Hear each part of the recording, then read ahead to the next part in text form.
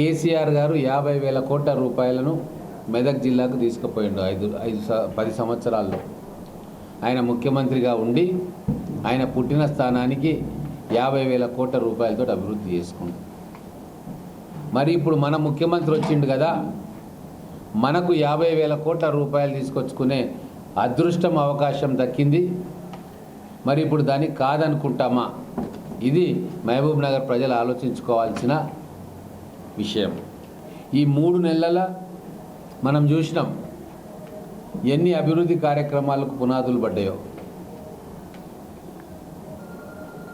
Engineering కాలేజీలు, medical కాలేజీలు, polytechnic కాలేజీలు, అగ్రికల్చర్ కాలేజీలు, వెటర్నరీ కాలేజీలు, స్కిల్ డెవలప్మెంట్ సెంటర్లు, ఇట్లా అనేక విద్యా సంస్థలు 3 నెలల కాలంలోనే మన ముఖ్యమంత్రి గారు మనకు మంజూరు చేసిండు.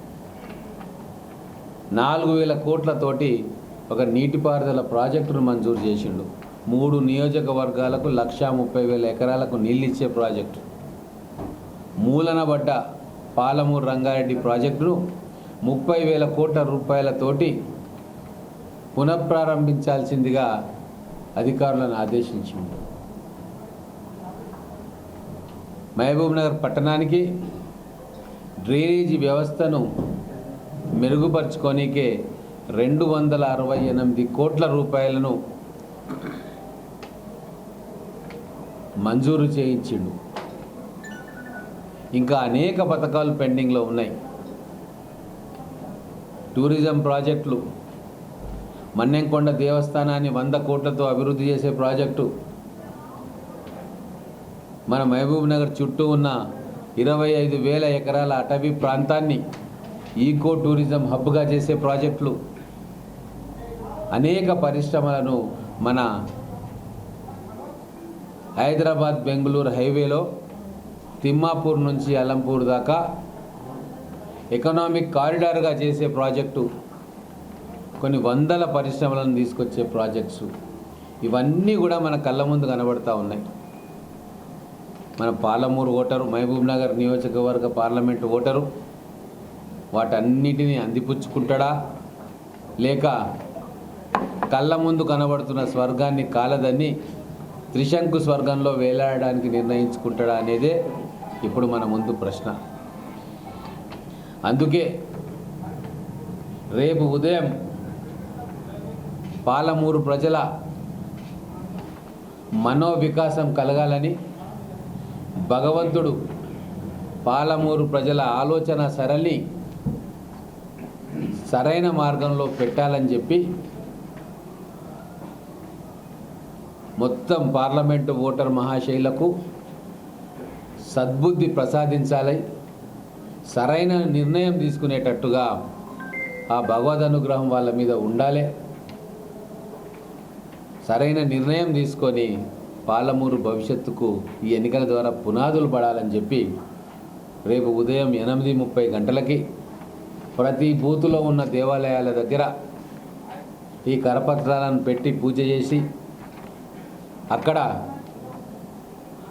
పురోహితులతోటి మన రేవంత్ రెడ్డి గారు ఆ ముఖ్యమంత్రి పీఠం మీద 10 కాలాల పాటు కూర్చోవాలని, వారు అక్కడ కూర్చొని మహబూబ్ నగర్కు నిధుల వరద పారించి మహబూబ్ నగర్లో అభివృద్ధి లేమిని పూర్తిగా తుదముట్టించాలి, రూపుమాపాలని కోరుకుంటూ ఒక దివ్య సంకల్పంతో ఈ 3-4 రోజుల ప్రచార కార్యక్రమాలు నిర్వహించాలి అనే సంకల్పంతో రేపు 8:30 గంటలకు దేవాలయాల్లో గుడి గంటలు మోగించి ఈ కార్యక్రమాన్ని మొదలుపెట్టాలని మహబూబ్ నగర్ జిల్లా పార్టీ కాంగ్రెస్ పార్టీ నిర్ణయించుకుంది. అలాగే బూతులలో ఎక్కడన్నా దర్గాలుంటే అక్కడ కూడా ప్రార్థనలు చేసి ప్రతి ఒక్క ఓటర్ ఇంటికి కూడా ఈ సందేశాన్ని తీసుకుపోయే కార్యక్రమాన్ని రేపు మొదలు పెట్టబోతా ఉన్నాం. కాబట్టి మహబూబ్ నగర్ పట్టణం కావచ్చు, నియోజకవర్గం కావచ్చు, ప్రతి ఇంటిలో కూడా రేవంత్ రెడ్డి గారు ముఖ్యమంత్రిగా ఉన్న ఈ తరుణంలో మన పార్లమెంట్ అభ్యర్థిగా కాంగ్రెస్ పార్టీ అభ్యర్థి వంశీచంద్ర రెడ్డి గారిని గెలిపించడం వలన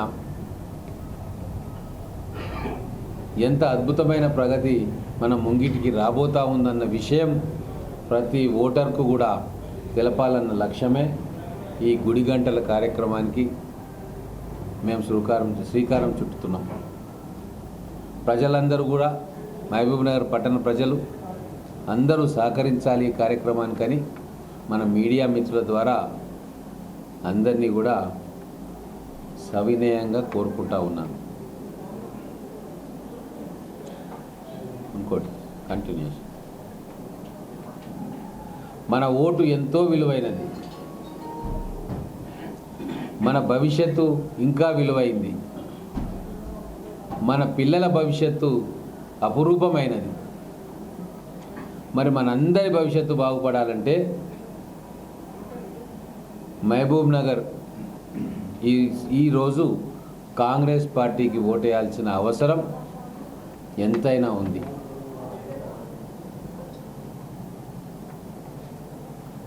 ఈ ఒక్కసారి మనం మోసపోతే, పక్కదారి పడితే మనం గోసపడక తప్పదు. మనకొచ్చిన అద్భుతమైన అవకాశాన్ని దయచేసి జార విడుచుకోవద్దు. మన అభివృద్ధి అవకాశాన్ని విడిచిపెట్టుకోవద్దు. ఇదే మా విన్నపం. ఈరోజు మా ముందున్నది 50 ఏళ్ళ భవిష్యత్తు మాకు కనబడతా ఉంది. ఎలక్షన్లు అన్నాక విమర్శలు ప్రతి విమర్శలు జరుగుతూనే ఉంటాయి. ఎన్నో ఎలక్షన్స్ వస్తూ ఉంటాయి, పోతూ ఉంటాయి. ఎవరో ఒకరు ఎంపీగా గెలుస్తారు, ఎమ్మెల్యే గెలుస్తారు. కానీ ఇప్పుడు మన ముందున్న ప్రశ్న ఏంటంటే 50,000 కోట్ల రూపాయల అభివృద్ధిని మనం తెచ్చుకోవాలన్నా వద్దా? ఈ చిలిపి పంచాయతీలు, చిల్లర పంచాయతీల వైపు దృష్టి మలచాలనా, లేకుంటే మన పిల్లల భవిష్యత్తు, మన అభివృద్ధి, 1,000 కోట్ల రూపాయల నిధుల ప్రవాహం, మన ప్రాజెక్టుల పూర్తి చేయుట, వీటి మీదనే మా దృష్టి ఉంటుంది తప్ప కౌంటర్లు, ఎన్కౌంటర్లు ఇవన్నీ చాలా చిన్న విషయాలు. ఎలక్షన్లో మేము ఒక అద్భుతమైన అవకాశం మాకు వచ్చింది. మన పాలమూరు ప్రజలకు తెలంగాణ రాష్ట్రం ఏర్పడ్డ తర్వాత దేవుడిచ్చిన వరంలాగా మన ముఖ్యమంత్రి గారు రేవంత్ రెడ్డి గారు ముఖ్యమంత్రి అయ్యిండ్రు. ఫోకస్డ్గా ఉన్నాం మేమంతా.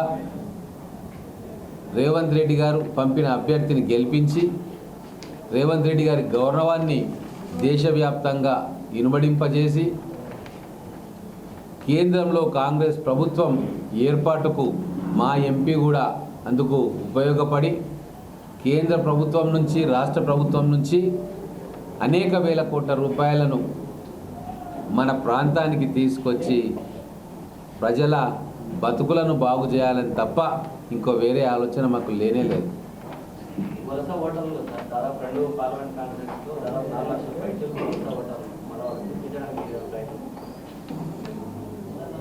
ఈ ఎలక్షన్ ఎంతో ప్రాముఖ్యత కలిగింది కాబట్టి బయటి ప్రాంతాల్లో నివసించే వారికి కూడా మేము మీడియా ద్వారా విజ్ఞప్తి చేస్తూ ఉన్నాం.